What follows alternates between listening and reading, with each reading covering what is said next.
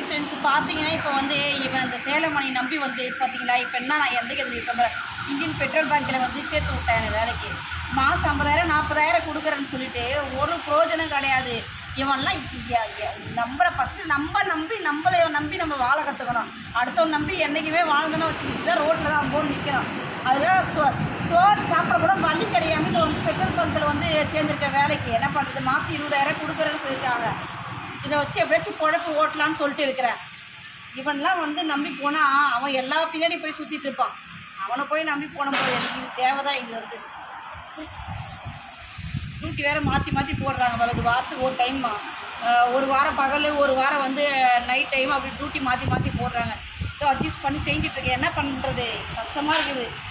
நம்ம வீட்டிலே இருந்தால் நம்மளுக்கு யார் காசு கொடுப்பாங்க?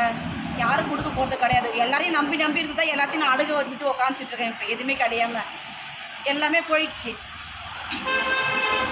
அவன் ஏமாத்துறதுன்னு ஒவ்வொருத்தனா வந்து இது மாதிரி தொலைவானுங்க பழகுதுக்காரங்க அவங்க லைஃப்பில் வந்து.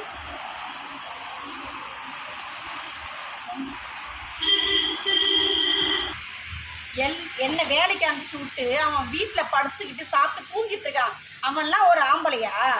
ஒரு பொண்ணுங்க வேலைக்கு அனுப்பிச்சி விட்டு அவன் ஆம்பளையும் உட்காந்து சாப்பிட்றதுலாம் அவன்லாம் உருப்படுவானா? உருப்படாத நாய் அவன்லாம் வந்து சுத்தமாக அதனால தான் எங்கே போனாலும் காலில் கையில் ஊதிலாம் உருப்படுறானா பார்த்தியா? எதுலேயும் உருப்பட மாட்டான். அப்படி தான் போயிட்டு ரோடோட திஞ்சிட்டு இருப்பான். கொஞ்ச நேரத்துக்கு முன்னாடி ஃபோன் பண்ணி கேட்குறான், சம்பளம் போட்டாங்களா, வந்துச்சு சம்பளம் என்னைக்கு வரும் அப்படின்னு கேட்குறான். அப்போல்லாம் ஒரு மனுஷனா அவன் எனக்கு சம்பாரிச்சு போடுறதை விட்டு சம்பளம் போட்டான்னு கேட்குறாங்க.